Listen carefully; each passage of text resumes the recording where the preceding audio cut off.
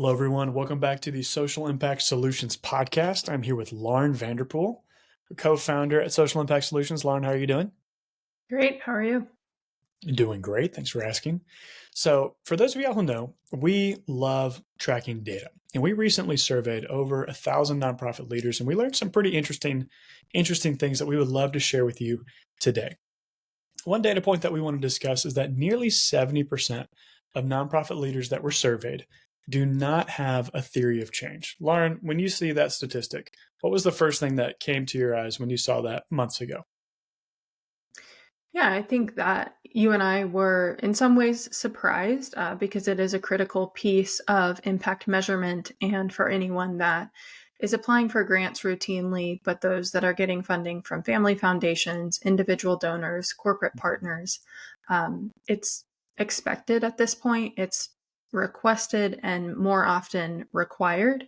And so it's surprising that this high of a percentage, 70% nearly, don't have a theory of change, while at the same time, conversations that we have with prospective clients, existing clients, other nonprofit leaders, it's not as surprising from that standpoint, just given the conversations that we have and the feedback that we receive from nonprofit leaders across the industry. So I think it's one of those things that is definitely an expectation from a stakeholders perspective, not just funders, but volunteers and, policyholders, others within the stakeholder community. But it's also something that seems to be challenging for the organizations themselves to fully implement and fully execute from a planning standpoint. So most organizations have a strategic plan in place, or at least know what that looks like. And impact measurement is rarely part of that. And I think for those of us in the impact measurement world, that seems odd and strange because creating an impact and having a plan to do so is critical. So those are some of my initial thoughts when we see these results from the surveys that we have sent out. Yes, I mean, it's a huge deal. I appreciate you sharing that. This is no way, pointing a finger saying shame on anybody here, but a theory of change really is a foundational strategic document. And when you're looking at, over 2/3 of those that were surveyed do not have one, that just shows us there's a lot more room for education and providing resources that are useful for the nonprofit community. So we appreciate everyone who took that survey and for sharing honestly. Something else that, if you see that 69% do not have a theory of change, it's not a huge shock to see that over half of nonprofit leaders who were surveyed struggle to communicate their impact. Lauren, what are your insights on that? Yeah, I think that a lot of people think of data, impact metrics, impact measurement as one thing, and they think of marketing as another separate piece. They think of fundraising as another separate piece. And at Social Impact Solutions, you can actually see it in our logo. If you're watching this on YouTube, you can visibly see the slide. If you're listening to us on our podcast, you can go to YouTube and see the slides and the visuals that we're covering. But in our Social Impact Solutions podcast, you see, the three circles that feed into one another.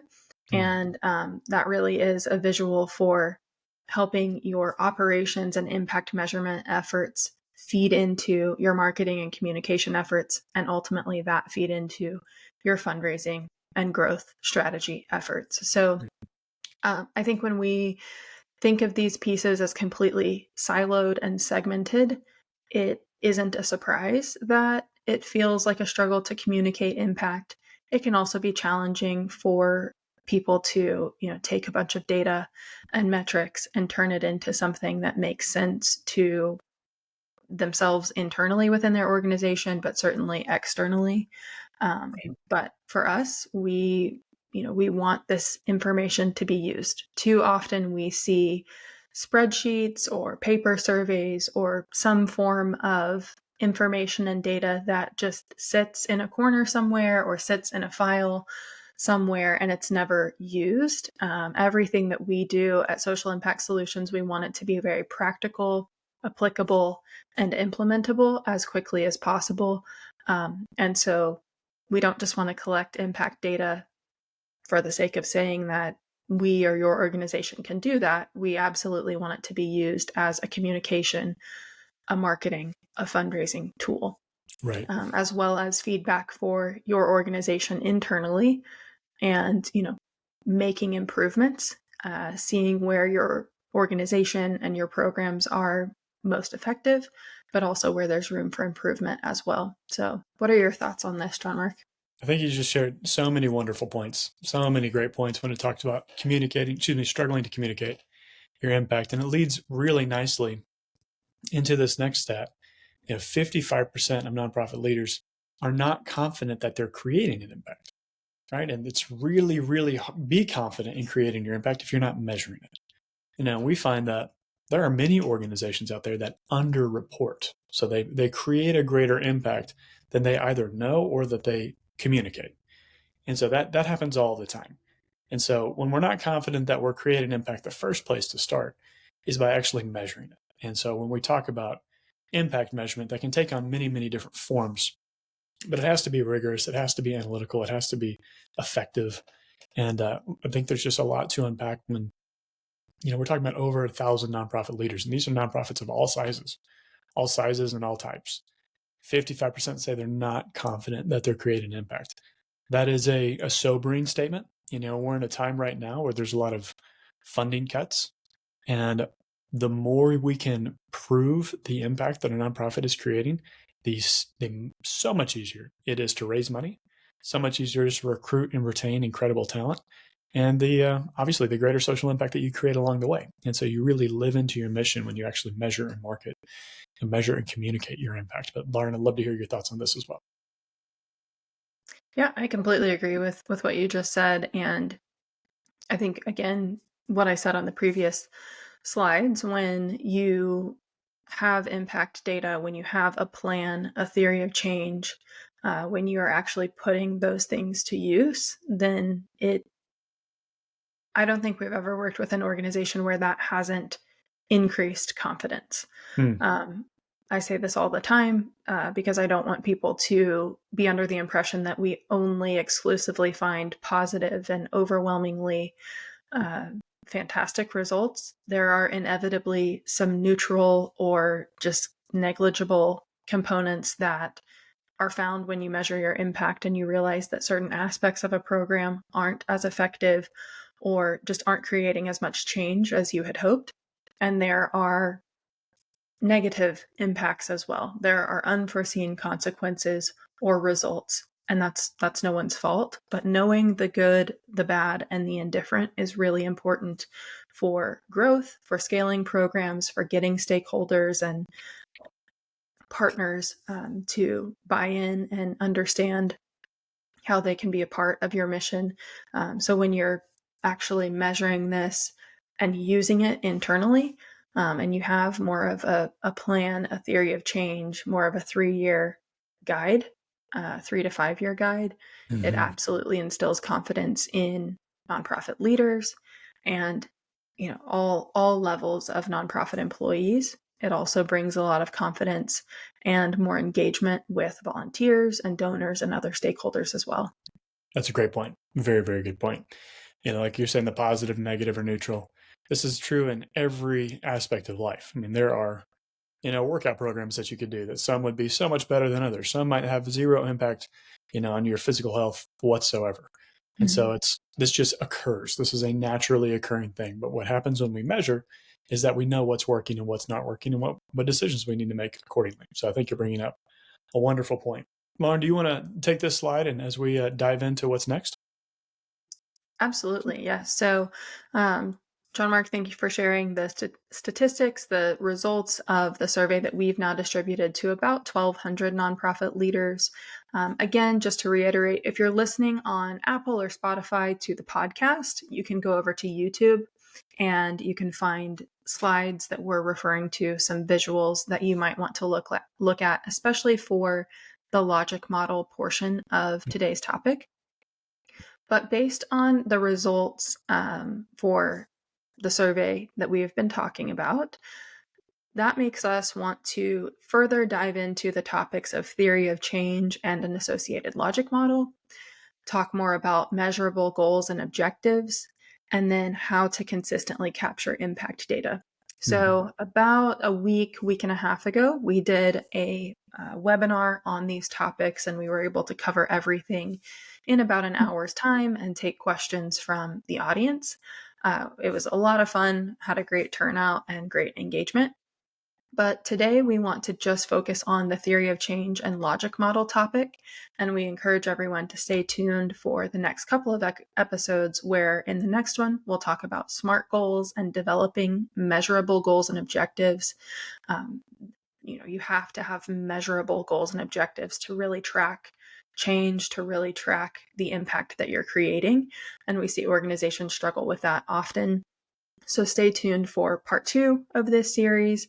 And then part 3 will be more on how do you actually implement this into your programs, operations, and processes to capture impact measurement over more of the long term. So we'll have sort of a 3-part series here, but today we're just going to talk about the theory of change and logic model.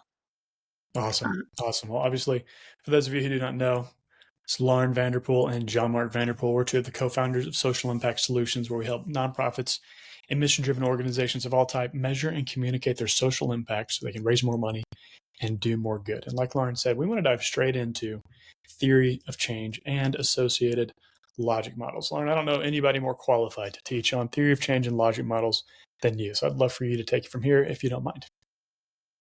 Absolutely. I think there are plenty of others who are just as, if not more qualified.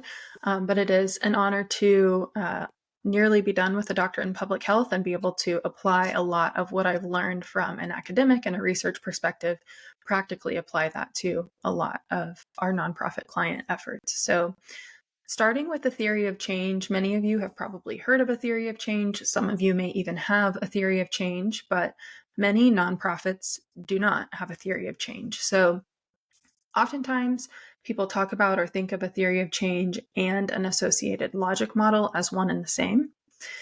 They aren't the same thing, but they are very much interrelated. So a theory of change is typically more narrative driven. You're going to see it written out in more of a paragraph style, whereas a logic model is more of a table or a spreadsheet format. And so the theory of change helps you and those that you're sharing your theory of change with. It helps you understand how and why your intended change is actually going to happen. It helps you highlight long-term, midterm goals. And from this, you can really start to reverse engineer. If this is our 5-year or 10-year goal, how are we going to, in the short term and midterm, how are we going to reverse engineer and meet these long-term goals? And you can spell that out. You should spell that out in your theory of change. And then a theory of change also shows practical steps that will be taken to achieve your intended change or your intended impact. So we do have an example here. If you want to click on that, John Mark, and we can show that example theory of change from another organization.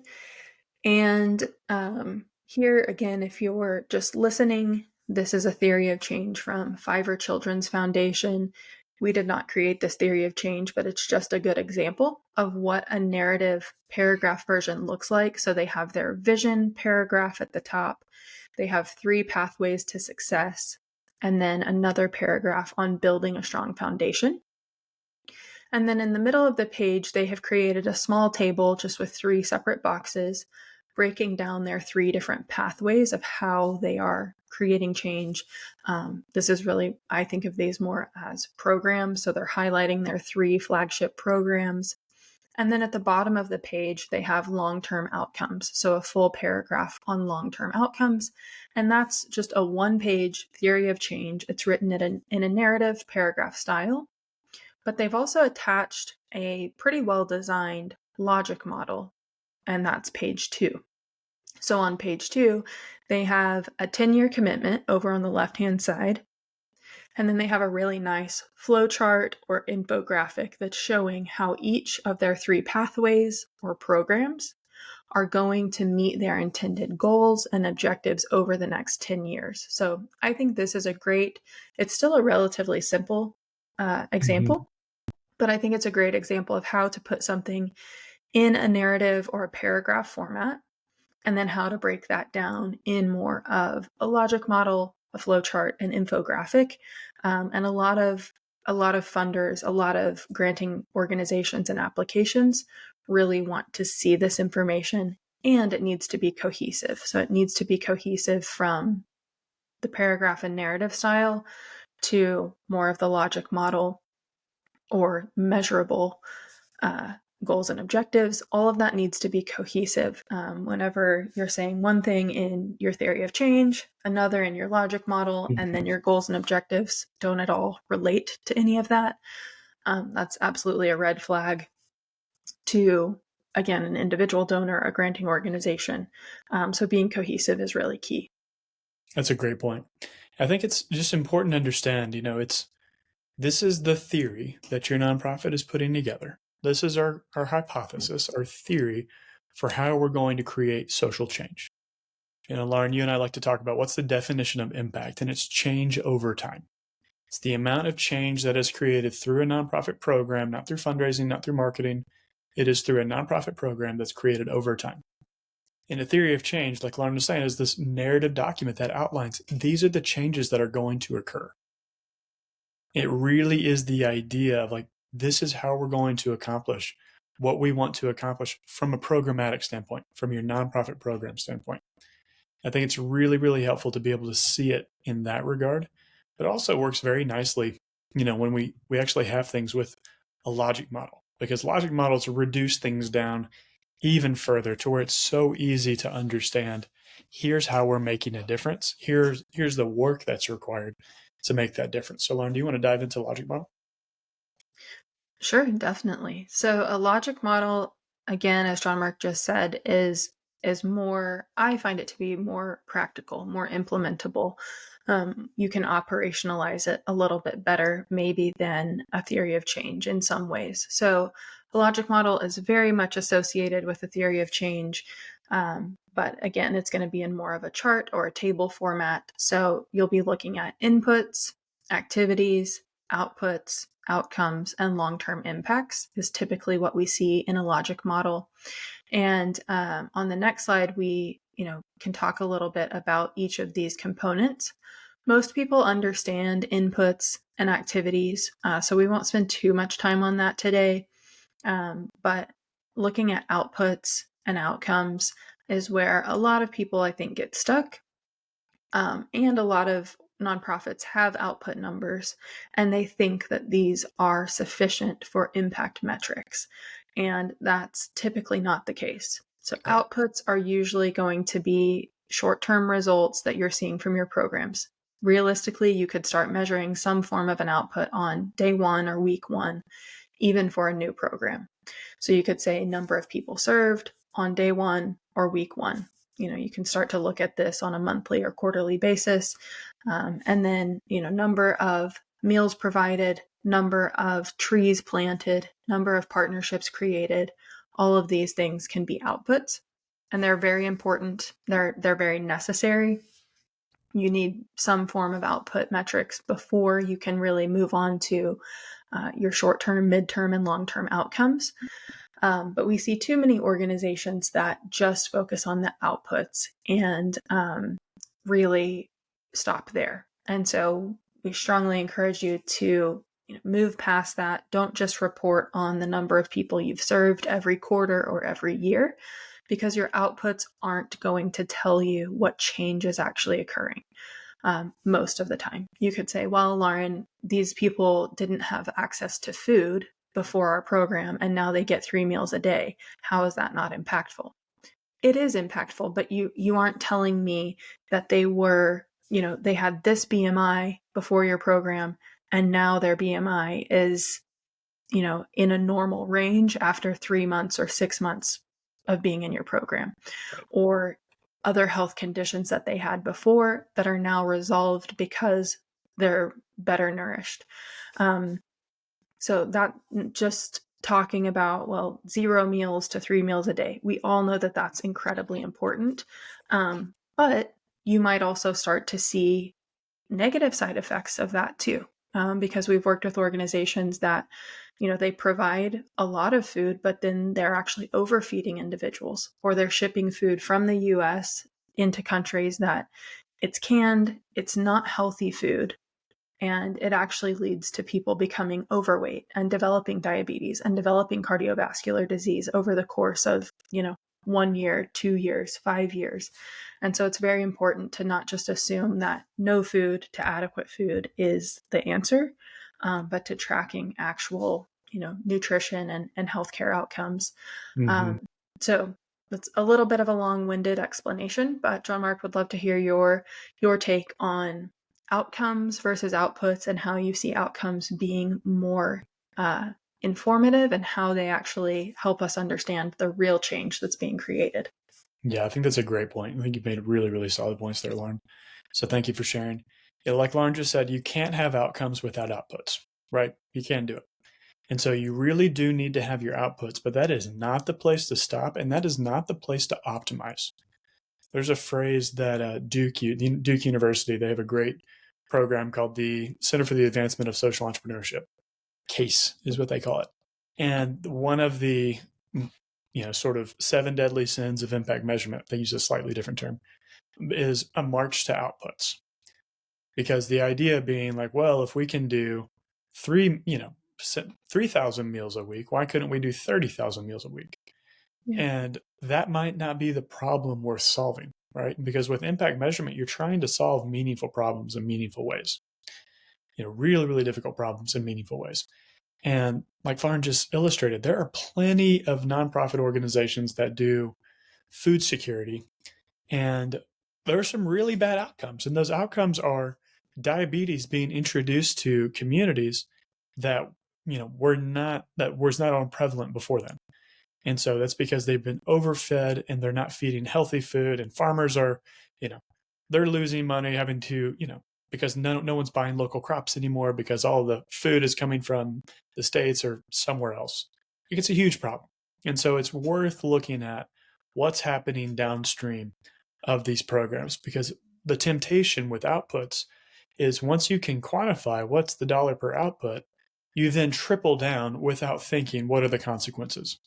And the other side of the coin is no funder cares about your outputs. Like that's not interesting. That's not why they give. It's also not why anyone works for your nonprofit. They're just easy numbers to work with. Outputs are so much more straightforward because you can put them in a spreadsheet, you can quantify them, you can look at, how much did it cost to do that. But it is a temptation that is not helpful. And so at the same time, it's impossible to create an outcome without having some kind of output. So we're not trying to disparage outputs. We're just trying to prioritize outcomes.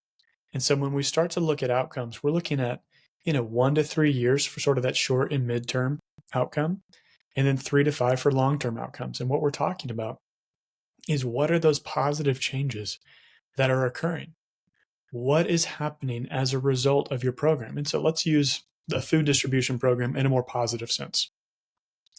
Let's talk about food insecurity has decreased by 50% in our local area, or wasting has reduced with children, aged 8 to 12 because of this food program, or maternal and child health is improving because they have adequate access to nutrition. Like there are ways to dive into this and to really quantify the difference. And there are many different metrics that could be evaluated, but it's important to understand what difference is our program making. And that's what impact is. What difference is our program making over what amount of time? And outcomes are how we answer that question. And so that's where we really want to hone in and spend most of our time determining what are the outcomes and what does that look like. And so, Lauren, I think you can do a wonderful job illustrating what we have with this simplified logic model. This does not have everything. This is just for illustration purposes only, but I'd love to hear your thoughts on this. Yeah, so again, if you're watching this on YouTube, you obviously see the visual. If you're listening to the podcast, we do have a a table, a chart here outlining outputs versus outcomes versus long-term impacts. And so in a traditional logic model, you would have inputs and activities over on the left-hand side. Just to differentiate, here we're only putting outputs, outcomes, and long-term impacts because that's what most people struggle to understand or determine the difference between. So for outputs, one example that I have on this slide is advocacy for homelessness would be a program or an initiative. Advocacy and awareness and policy organizations oftentimes have a harder time measuring their impact, and there are valid reasons for that. However, you can still come up with outputs, outcomes, and long-term impacts. So advocacy for homelessness outputs might be that they've reached 5,000 or 500,000 people over the course of the last year. Outcomes, a short or midterm outcome could be that maybe they've introduced 5 new bills to Congress. And then a long-term impact could be that, over the course of 5+ years, one law has actually been amended, and then maybe they've introduced or a new law has been passed. And because of that, there's improved funding for homelessness services in a specific city or community, or maybe even an entire state. Mm-hmm. Another example that we have is a food distribution program that an output could be that they've provided 250,000 meals in a given year. And a midterm outcome might be that on average, the undernourished children in their program are gaining 1 kilogram per month. And then long term could be that 20%, there's been a 20% decrease in malnutrition or undernutrition over the course of 3 years. Right. So these are just some examples of, again, outputs versus outcomes versus long-term impacts. So yeah, it's not always easy to measure, but clearly the long-term impact side takes a lot more time to measure and determine. But if you're not consistently measuring these things, it becomes really challenging to even determine what was done within 1 year, much less what happened from year 1 to year 2 or year 1 to year 3, so on and so forth. I think it's a great point. And what you'll notice if you're listening or watching this on YouTube is there's no fluff here, right? There's no room for fluff. And there's so much, just unhelpful advice in the nonprofit space. And a lot of times just fluffy language gets into the mix, and nothing delegitimizes, a nonprofit more than fluff. And that's what we love about the rigors of impact measurement. And because nonprofits do such important work, the last thing that you want is to ruin the reputation of your organization by having useless, fluffy language. And it's not meaningful and it's not measurable. This is what theory of change and logic models begin to do. Like, it is that first step in the process towards legitimate impact measurement. It cuts the fluff. It is all about, we are looking to decrease malnutrition over the course of 3 years in our target area. That's amazing, right? That's really, really amazing. And so there are so many other metrics and data points that you can pull when you decrease malnutrition in 3 years. Those have long-term effects on children's abilities to learn, children's abilities to grow, family security. So many different things are end results of that.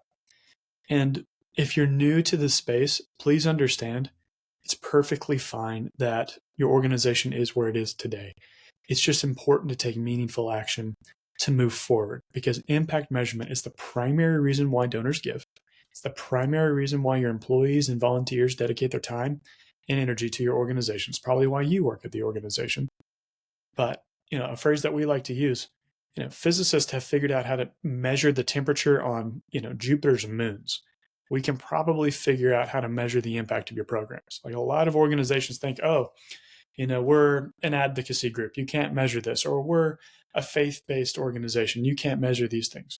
You absolutely can measure these things. And there are validated tools. And I want to take a moment just to define what that is. Lauren, would you mind just sharing what is a validated tool and why should a nonprofit leader consider using them? Yeah.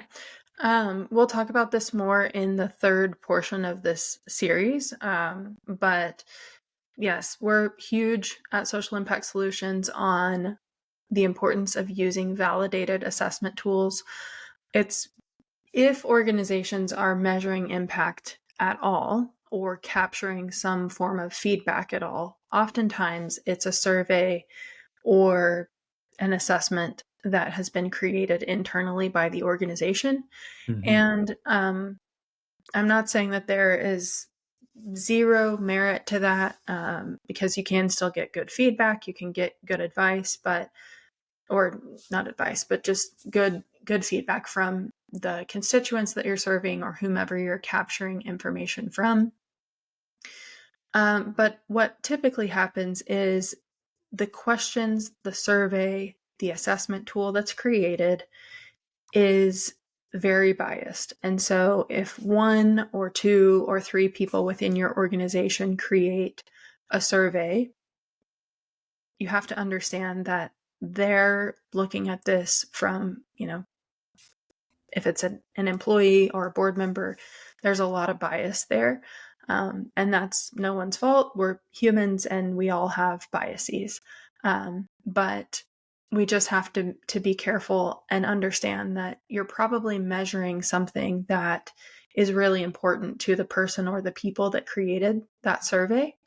And you might be asking questions in a leading way. You might be asking yes, no questions when you should be asking questions that are scaled, from 1 to 5. And so the questions that you're asking, how you're asking them, the answer choices that you're providing to people drastically affects the data that you're capturing and the validity, the reliability of your data. And so we don't want to get too rigorous. We don't want to get too academic or too research focused with nonprofit organizations, because I know that that is not always practical or Mm-hmm. feasible. While at the same time, you need to have good, reliable data. You need to know that people aren't just giving you glowing results in your surveys because they know exactly what you're wanting them to say, and they feel obligated to be nice because their name is on that survey and they have a very close relationship with your program manager or program director. So things like anonymity, confidentiality, validated assessment tools. So we advocate to use a lot of tools from the CDC, the World Health Organization, national or international education associations. There are lots of fantastic assessment tools or surveys that have been created in a very evidence-based research approach, and they're free. You can find them online through very reliable evidence-based organizations. And so that's what we advocate for most often, rather than just creating your own survey. I was in the hospital recently for a minor deal, but I had to get some blood work done. And I think we talk about impact measurement, we do a lot of impact measurement, so it's very top of mind.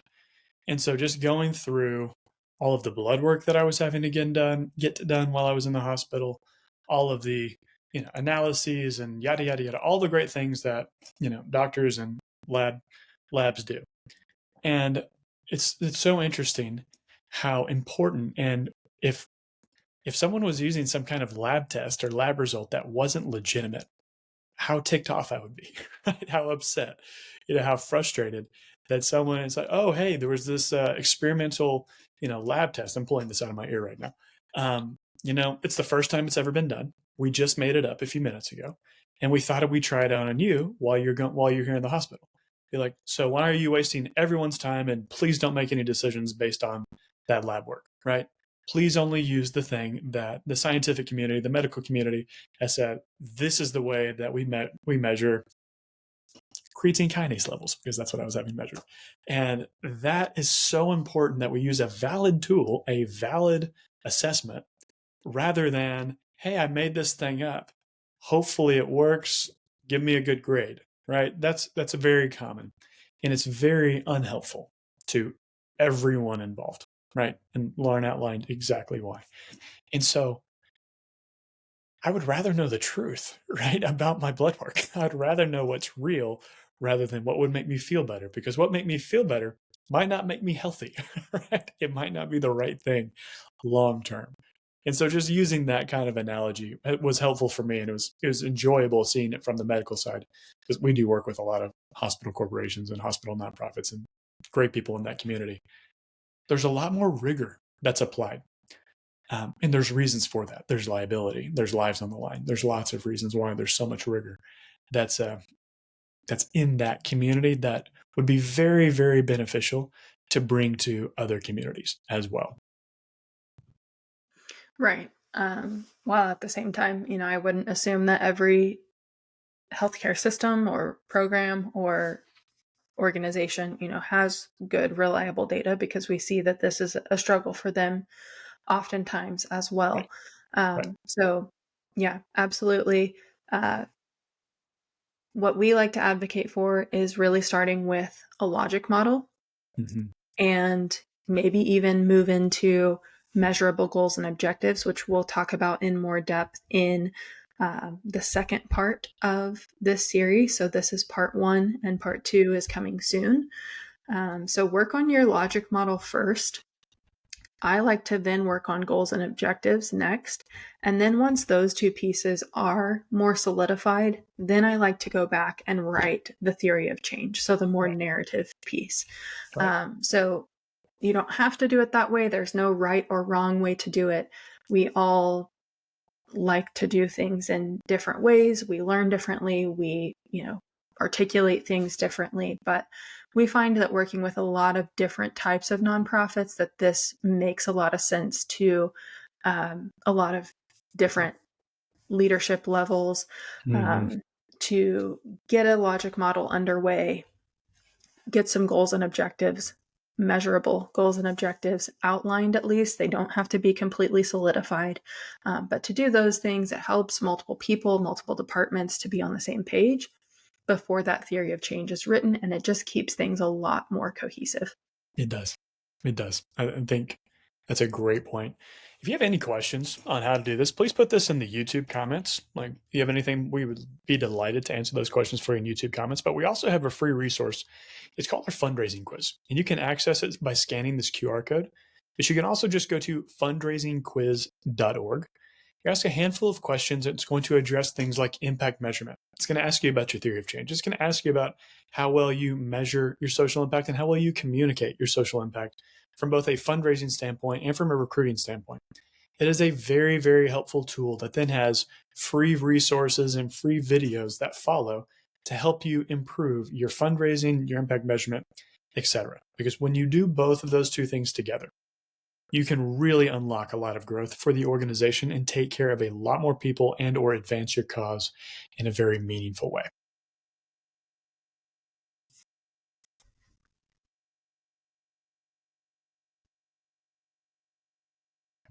I want to thank everyone for being here today, for watching this video, for listening to it on the podcast. Thank you for your time. I look forward to seeing you in the next video. Have a wonderful rest of your day.